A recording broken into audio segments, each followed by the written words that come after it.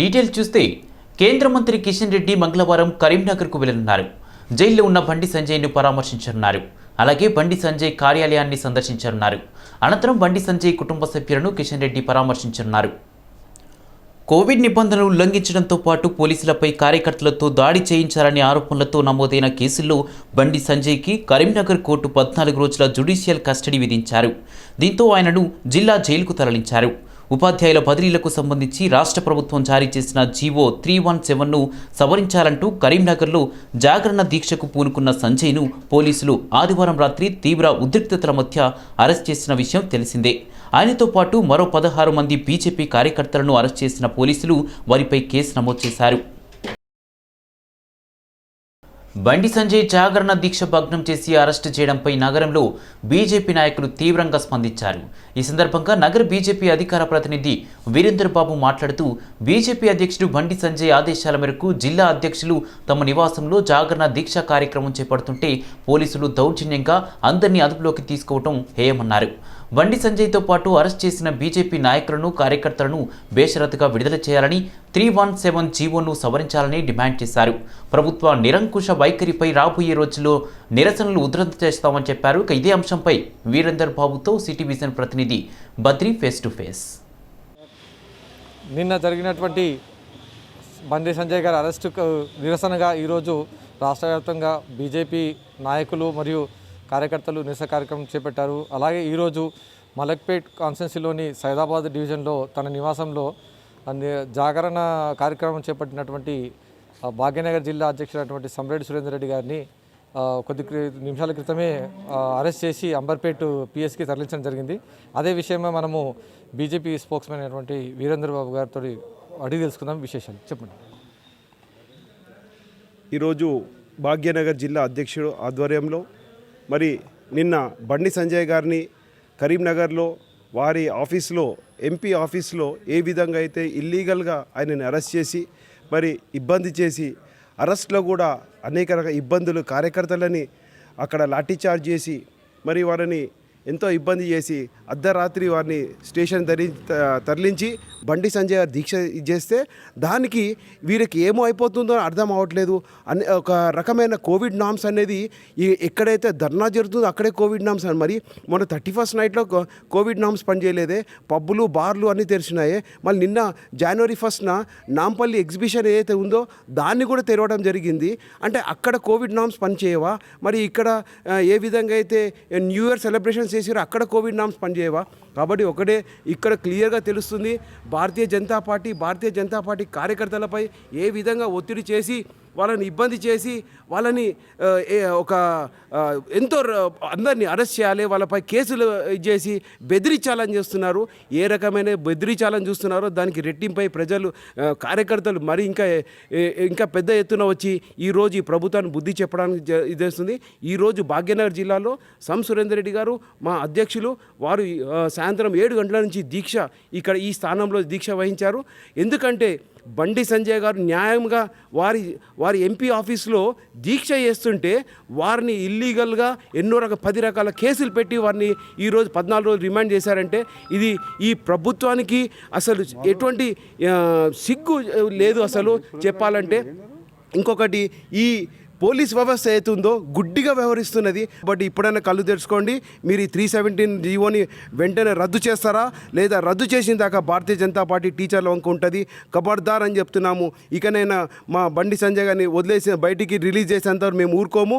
Bharatiya Janata party కార్యకర్తలు ఈ 14 రోజులు ఏ విధంగా అయితే మీరున్నారో ప్రతిరోజు కార్యాచరణ ఉంటుంది. మీ వెంట ఉంటాము, మిమ్మల్ని ముట్టడిస్తాము, మీ ఎమ్మెల్యే ఇళ్లను ముట్టడిస్తాము, మిమ్మల్ని మీ ప్రగతి భవన్ని ముట్టిస్తాము. అవసరం వస్తే మీ ప్రతి ఒక్క కార్యకర్తలను ఇంట్లో బయటికి రాని కూడా భారతీయ జనతా పార్టీ కార్యకర్తలు సిద్ధంగా ఉన్నారని హెచ్చరిస్తున్నాం. భారత్ మాతాకి జై. మొత్తానికి ఈ 14 రోజులు జరగబోయే కార్యక్రమాల వివరాలు చెప్పడం జరిగింది. అలాగే నిన్న జరిగినటువంటి బండి సంజయ్ అరెస్ట్తో పాటు ఈరోజు జరిగినటువంటి అరెస్ట్లో అందరికీ బేషరతుగా విడుదల చేయాలనేసి మరియు 317 జీవోలు ఉన్నటువంటి సవరణ ఖచ్చితంగా చేయాలని బీజేపీ వారు డిమాండ్ చేయడం జరిగింది. కెమెరామెన్తో శ్రీకాంత్, సిటీ విజన్, హైదరాబాద్. ఉద్యోగుల పక్షాన బీజేపీ పోరాటం ఆగదని, లాఠీచార్జీలు, అక్రమ అరెస్టులకు బీజేపీ కార్యకర్తలు బెదరబోరని అన్నారు అంబర్పేట్ డివిజన్ కంటెస్టెంట్ కార్పొరేటర్ ఏ యశ్వంత్. హైదరాబాద్ సెంట్రల్ జిల్లా బీజేపీ తరపున ఆయన నిరసనకు దిగారు. దౌర్జన్యంగా పోలీస్ స్టేషన్లకు తరలించిన మా నిరసన ఆగదని, ఉద్యోగులు, ఉపాధ్యాయులకు మద్దతుగా పోలీస్ స్టేషన్లోనే జాగరణ చేస్తామని అన్నారు.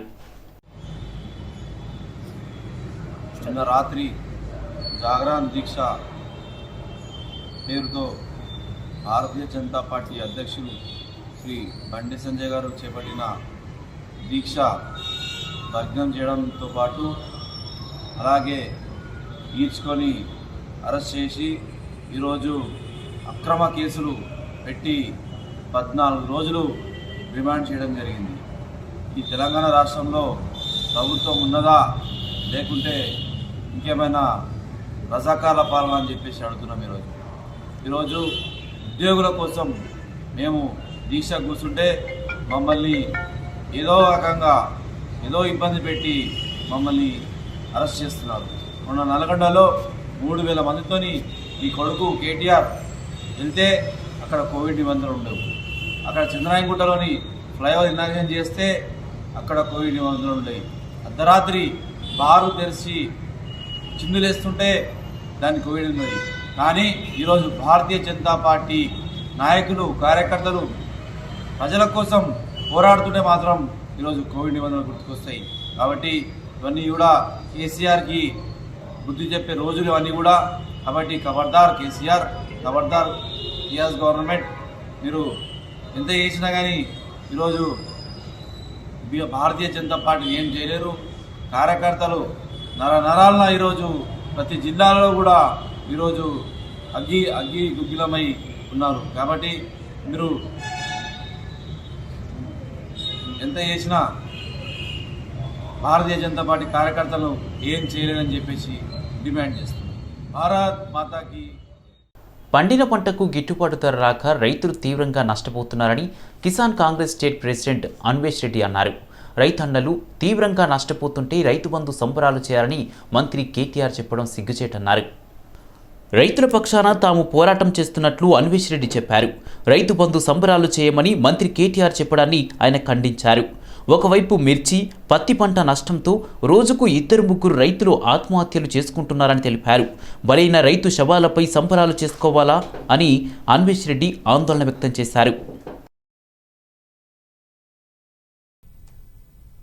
రాష్ట్ర మంత్రి కేటీఆర్ గారు, ఆయన టిఆర్ఎస్ పార్టీ వర్కింగ్ ప్రెసిడెంట్ కూడా, ఒక రాష్ట్ర మంత్రియే అధికారంలో ఉన్న తమ పార్టీ ప్రభుత్వమైనటువంటి రాష్ట్ర ప్రభుత్వంలో ప్రధాన కార్యదర్శి ఆంక్షలు విధిస్తే దాన్ని ఉల్లంఘిస్తూ మీరు సంబరాలు జరపండి, ఊరేగింపులు జరపండి అని కోరడం అనేది అది ఆశ్చర్యకరంగా, విడ్డూరంగా ఉందన్నమాట మీకు మనవి చేస్తా ఉన్నా. సోమేష్ కుమార్ గారు, మీరు విడుదల చేసినటువంటి ఈ ఆర్డర్ కేవలం ప్రతిపక్షాలకేనా వర్తిస్తుంది? ప్రభుత్వ కార్యక్రమాలకు, అధికార పార్టీ చేసే కార్యక్రమాలకు వర్తిస్తుందా లేదా? దీనిపై స్పష్టత ఇచ్చే బాధ్యత మీపై ఉందన్నమాట మీకు మనవి చేస్తా ఉన్నాను. నగర పోలీసులు మరోసారి గ్రీన్ ఛానళ్లు ఏర్పాటు చేసి వారి ఘనతను చాటుకున్నారు. గ్రీన్ ఛానళ్లు భంగా అతి తక్కువ సమయంలో గుండె, ఊపిరితిత్తులను ఎల్పీ నగర్ కామినేని ఆసుపత్రి నుంచి బేగంపేటలోని కిమ్స్కు తరలించారు. మంగళవారం ఉదయం రాచకొండ ట్రాఫిక్ పోలీసులు లైవ్ ఆర్గాన్స్ను ఎక్కడ ట్రాఫిక్కు అంతరాయం లేకుండా 17.6 కిలోమీటర్ల దూరాన్ని కేవలం 15 నిమిషాల్లో పూర్తి చేసి కిమ్స్ ఆసుపత్రికి తరలించారు. ఓ మనిషి ప్రాణాలను కాపాడేందుకు కృషి చేసిన హైదరాబాద్ ట్రాఫిక్ పోలీసులను పలువురు ప్రశంసించారు.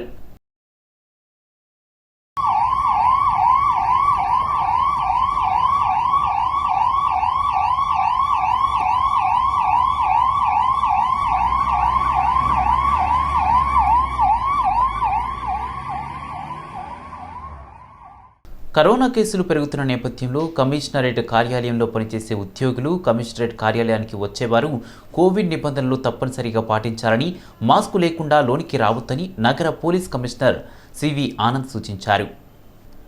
నగర కమిషనరేట్ కార్యాలయంలో పనిచేస్తున్న మినిస్ట్రియల్ స్టాఫ్ అసోసియేషన్ ఆధ్వర్యంలో నూతన సంవత్సర వేడుకలు నిర్వహించారు. కార్యక్రమానికి ముఖ్య అతిథిగా సివి ఆనంద్ హాజరై ప్రసంగించారు.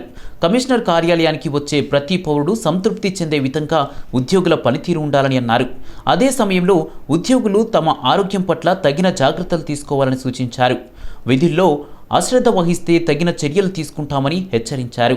ఈ కార్యక్రమంలో అదనపు CP DS Chauhan, DCP Sunitha Reddy, Sudharani, Narender Singh, Srinivas తదితరులు పాల్గొన్నారు. 120 ఏళ్ల చరిత్ర కలిగిన సర్దార్ మహల్ను విలాసవంతమైన 7 స్టార్ హోటల్గా మార్చే అవకాశం ఉన్నట్లు కనిపిస్తోంది.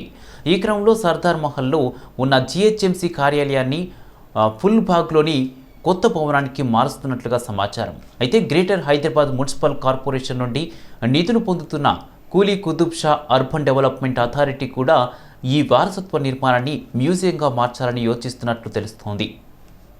అయితే ఈ రెండు ప్రతిపాదనలకు ఎలాంటి బిడ్ కానీ ఆసక్తి వ్యక్తీకరణను కానీ ఆహ్వానించలేదని అధికారులు తెలిపారు.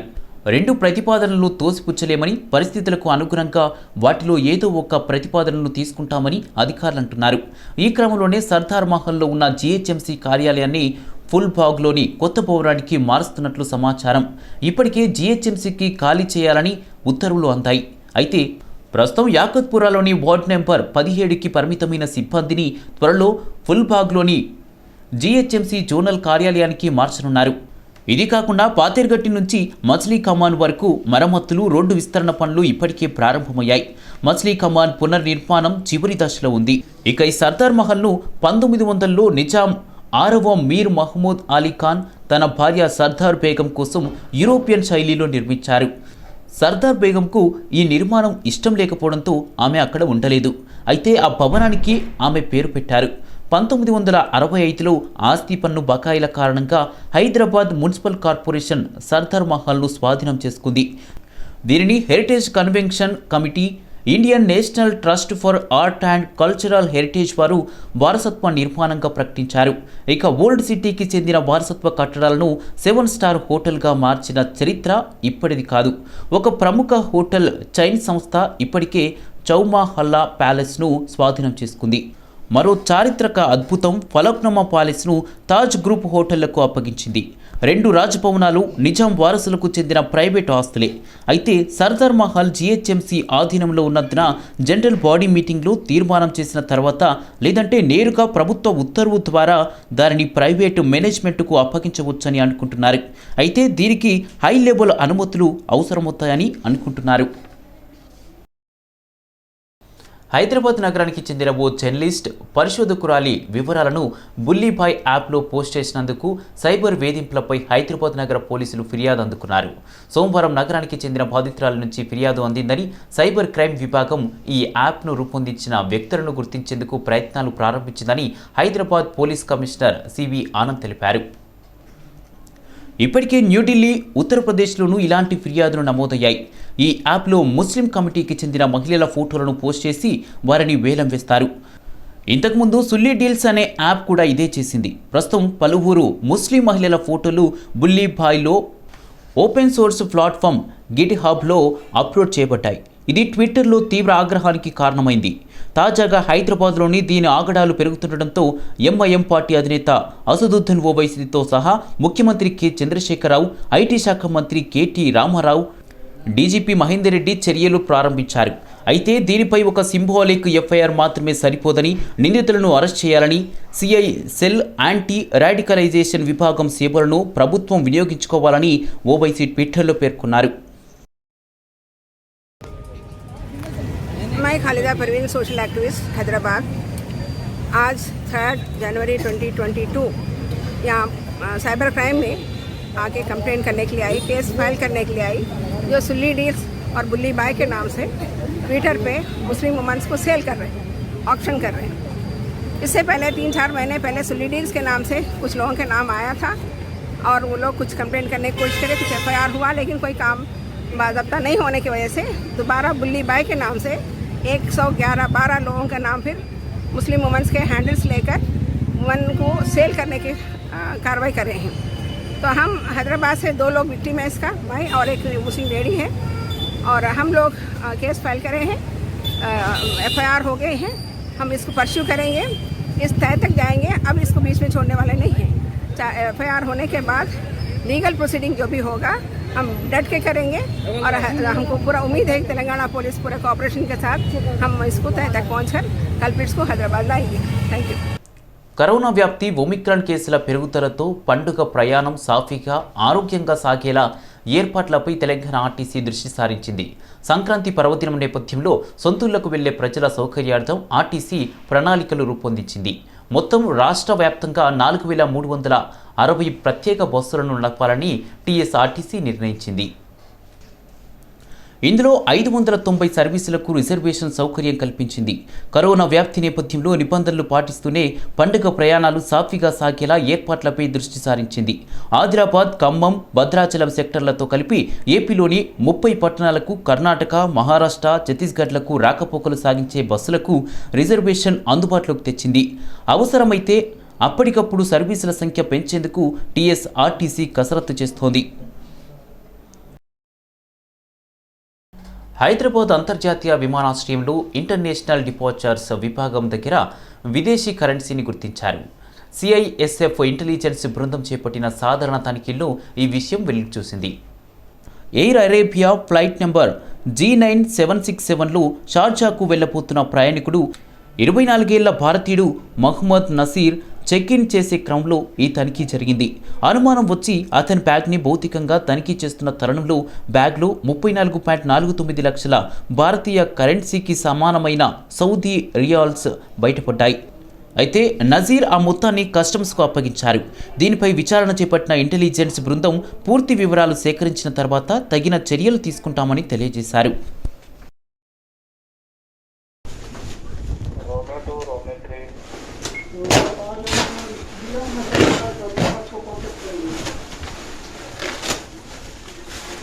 తిరుమలలో నకిలీ టికెట్ల ముఠా గుట్టురట్టయింది. టీటీడీ విజిలెన్స్ విభాగం పరిశీలనలో ఈ విషయం వెలుగులోకొచ్చింది. నూతన సాంకేతిక పరిజ్ఞానంతో నకిలీ టికెట్ల ముఠా కొత్తగా టికెట్లు జారీ చేస్తున్నట్లు వారు గుర్తించారు. ఒక్కో టికెట్ ధర 3000 నుంచి 7000 వరకు ముఠా సభ్యులు విక్రయిస్తున్నట్లు తెలుసుకున్నారు. ఈ నకిలీ టికెట్ల ముఠాలో పలువురు దళారులతో పాటు ఓ ఎస్పీఎఫ్ కానిస్టేబుల్ను పోలీసులు అదుపులోకి తీసుకున్నారు. తెలంగాణ భక్తులకు 3300 రూపాయల చొప్పున, మహారాష్ట్ర భక్తులకు 7000 రూపాయల చొప్పున దళారీలు విక్రయించారు. స్కానింగ్ కేంద్రం వద్ద నకిలీ టికెట్గా గుర్తించిన విజిలెన్స్ సిబ్బంది 7 దళారులను అదుపులోకి తీసుకున్నారు. దీనిపై కేసు నమోదు చేసి దర్యాప్తు చేపట్టారు. ప్రభుత్వ, ప్రైవేటు పాఠశాలలో చదువుతున్న విద్యార్థులకు సమాజ సేవ తప్పనిసరి చేయాలని ఉపరాష్ట్రపతి వెంకయ్యనాయుడు అన్నారు. కేరళలోని క్యాథలిక్ సొసైటీకి చెందిన ఆధ్యాత్మిక నాయకుడు, సంఘ సంస్కర్త సెయింట్ కురియాకోస్ ఎలియాస్ చవరా 150వ వర్ధంతి సందర్భంగా మన్నడంలో ఏర్పాటు చేసిన ఈ కార్యక్రమానికి ఆయన ముఖ్య అతిథిగా హాజరై మాట్లాడారు. దేశ యువతలో చిన్నప్పటి నుంచే సేవాభావాన్ని పెంపొందించాల్సిన అవసరం ఎంతైనా ఉందన్న వెంకయ్యనాయుడు, ఈ మహమ్మారి నుండి బయటపడి సాధారణ స్థితికి వచ్చిన తర్వాత ప్రభుత్వ పాఠశాలలతో పాటు ప్రైవేటు రంగంలోని పాఠశాలలన్నీ విద్యార్థులకు కనీసం 2 నుండి 3 వారాల సమాజ సేవను తప్పనిసరి చేయాలని సూచిస్తున్నానని అన్నారు. ఇక పాఠశాల స్థాయిలోనే యువకుల్లో సేవా స్ఫూర్తిని పెంపొందించడం వల్ల ఇతరులతో పరస్పర స్నేహపూర్వక భాగస్వామ్యం, శ్రద్ధ వహించే దృక్పథాన్ని పెంపొందించుకోవచ్చని ఉపరాష్ట్రపతి అన్నారు. India is strongly marching ahead, well on its way to becoming a global superpower in the coming decades. In defense, space and other areas, our scientists from DRDO, ISRO, BARC and other leading R&D organizations are doing excellent work in strengthening India's security. Strengthening India's security. India has no ambition of becoming a colonial power. Thousands of years of our Indian civilization, we believe in peaceful existence. We do not want to attack anybody. Our Shastras, our cultural traditions, our history are an indication to this, as was very neatly, ably explained by the Honorable Governor. We want to protect ourselves. Internet లేకున్నా digital చెల్లింపులకు అనుమతించాలని RBI నిర్ణయించింది. అందుకు సంబంధించిన విధి విధానాలను reserve bank of India విడుదల చేసింది. ఇవి తక్షణం అమల్లోకి వస్తాయని పేర్కొంది. ఒక లావాదేవీకి 200కు మించకుండా లావాదేవీల మొత్తం కలిపి 2,000 రూపాయల వరకు చెల్లింపులు చేసేందుకు అవకాశం కల్పించింది. గ్రామీణ చిన్న పట్టణాల్లో డిజిటల్ చెల్లింపులు ప్రోత్సహించాలనే లక్ష్యంతో ఈ పథకాన్ని అమల్లోకి తెచ్చినట్లు ఆర్బీఐ అధికారులు వెల్లడించారు. ఈ ఆఫ్లైన్ లావాదేవీలను కార్డులు, వాలెట్లు, మొబైళ్లతో చేసేందుకు వీలుంది. ఈ ఆఫ్లైన్ చెల్లింపులు ఖచ్చితంగా సంబంధిత వ్యక్తులు ఫేస్ టు ఫేస్ చేయాలి. పాయింట్ ఆఫ్ సేల్ తరహాలో ఉండే ప్రత్యేక యంత్రం ద్వారా చెల్లింపులు జరిపేందుకు వీలవుతుందని ఆర్బీఐ పేర్కొంది. దీనికి నెట్తో పని ఉండదు. రోజువారీ లావాదేవీలన్నీ పూర్తయ్యాక వ్యాపారి ఈ యంత్రాన్ని నెట్కు అనుసంధానిస్తే ఆయా చెల్లింపులన్నీ ఒకేసారి పూర్తవుతాయి. ఇందుకు తగిన ఏర్పాట్లు చేసుకోవాలని పేమెంట్ సిస్టమ్ ఆపరేటర్లు, బ్యాంకులు, ఆర్థిక సంస్థలకు ఆర్బీఐ సూచించింది. కొన్ని రోజుల సాధారణ ఉష్ణోగ్రతల తర్వాత నగరంలో చలి తీవ్రత మళ్లీ పెరిగింది. తెల్లవారుజామున సగటు కనిష్ట ఉష్ణోగ్రత 15.3 డిగ్రీల సెల్సియస్గా నమోదైంది. శేర్లింగంపల్లిలో అత్యల్ప కనిష్ట ఉష్ణోగ్రత 11.9 డిగ్రీల సెల్సియస్గా నమోదైంది. Telangana state development planning society అంచనా ప్రకారం రాబోయే రోజుల్లో రాత్రి ఉష్ణోగ్రతలు మరింత తగ్గే అవకాశం ఉంది. నగర శివార్లోని కాప్రా, హయత్ నగర్, ఉప్పల్, మలక్పేట, ఫలక్నామా తదితర ప్రాంతాల్లో బుధ, గురువారాల్లో ఉష్ణోగ్రతలు తగ్గుముఖం పట్టవచ్చని హైదరాబాద్లోని భారత వాతావరణ శాఖ తెలిపింది. నగరంలో రాత్రి ఉష్ణోగ్రతలు 2 నుంచి 3 డిగ్రీలు తగ్గవచ్చని, 11 డిగ్రీల సెల్సియస్ నుండి 15 డిగ్రీల సెల్సియస్ వరకు ఉండే అవకాశం ఉందని తెలిపారు. నగరానికి 3 రోజుల పాటు పసుపు అలర్ట్ ప్రకటించినట్లు అధికారులు తెలిపారు. తెలంగాణలోని పలు జిల్లాల్లో రాత్రి ఉష్ణోగ్రతలు కూడా సాధారణ స్థాయి కంటే తక్కువగా నమోదయ్యాయి. కొమ్రంభీం, ఆసిఫాబాద్లో అత్యల్ప కనిష్ట ఉష్ణోగ్రత 10.9 డిగ్రీల సెల్సియస్ నమోదవగా రానున్న 2 రోజుల్లో మేడ్చల్, మల్కాజిగిరి, నిర్మల్, జనగాం, సిద్దిపేట, వికారాబాద్ సహా పలు చోట్ల ఉష్ణోగ్రతలు 3 నుంచి 4 డిగ్రీలు తగ్గే అవకాశం ఉంది. అలాగే రాబోయే 3 రోజుల పాటు తెలంగాణలోని 20 జిల్లాలకు పైగా పసుపు అలర్ట్ ప్రకటించింది. ఇక పలు ప్రాంతాల్లో నమోదైన అత్యల్ప ఉష్ణోగ్రతలను పరిశీలిస్తే నగరంలో శేరిలింగంపల్లిలో 11.9 డిగ్రీల సెల్సియస్, రాజేంద్రనగర్ 13.2 డిగ్రీల సెల్సియస్, పటాన్ చెరువు 13.8 డిగ్రీల సెల్సియస్, హయత్ నగర్ 14.4 డిగ్రీల సెల్సియస్, సికింద్రాబాద్ 14.4 డిగ్రీల సెల్సియస్గా నమోదయ్యాయి. ఇక రాష్ట్రంలో చూస్తే కొమరంభీం, ఆసిఫాబాద్ 10.9 డిగ్రీల సెల్సియస్, వికారాబాద్ 11.1 డిగ్రీల సెల్సియస్, సంగారెడ్డి 11.3 డిగ్రీల సెల్సియస్, రంగారెడ్డి 11.4 డిగ్రీల సెల్సియస్, ఆదిలాబాద్ 11.9 డిగ్రీల సెల్సియస్గా నమోదయ్యాయి. గత ఆదివారం కరోనా పరీక్షల్లో గణనీయమైన తగ్గుదల కనిపించినప్పటికీ భారతదేశంలో రోజువారీ కోవిడ్ కేసులు పెరుగుతూనే ఉన్నాయి. ఈ రోజు ఈ సంఖ్య 36,000 దాటి 115 రోజుల గరిష్ట స్థాయికి చేరుకునే అవకాశం ఉందని అధికారులు అంచనా వేస్తున్నారు. ఇక సోమవారం రాత్రి నాటికి 24 గంటల్లో కేసుల సంఖ్య 35,565కి చేరుకుంది.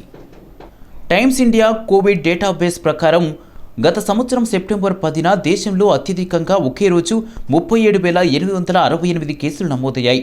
ప్రస్తుతం అదే పరిస్థితి నెలకొన్నట్లు కనిపిస్తుంది. కేసుల సంఖ్య ఈ ట్రెండ్లో కొనసాగడం 4 నెలల కాలంలో ఇదే తొలిసారి. ఇక ఈ సోమవారం జాతీయ టెస్ట్ పాజిటివిటీ రేటు 3.11% నుండి 4.15కి పెరిగింది. దేశంలో కేసులు సోమవారం వరుసగా 7వ రోజు పెరిగినట్లు తెలుస్తుంది. అందులోనూ శీతాకాలంలో అంటువ్యాధులు దాదాపు 6 రెట్లు పెరిగాయి. సోమవారం మహారాష్ట్రలో నమోదైన 12,160 కొత్త కేసులతో ఆ రాష్ట్రం అత్యధిక రోజువారీ కేసులను నమోదు చేసింది. ఒక్క ముంబైలోనే 7,928 కేసులు నమోదయ్యాయి. బెంగాల్లో 6,078 కొత్త కేసులు నమోదయ్యాయి. గోవాలో కొత్త కేసులు 388 నుండి 631కి పెరిగాయి. ఢిల్లీ కేసుల సంఖ్య మునుపటి రోజు 3,194 నుండి 28% పెరిగి 4,099కి పెరిగింది. ఇక ఈ పెరుగుతున్న కేసుల మధ్య మరణాల సంఖ్య పెద్దగా పెరగకపోవడం కాస్త ఊరటనిస్తుంది. ఇక భారతదేశంలో సోమవారం 77 మరణాలు నమోదయ్యాయి.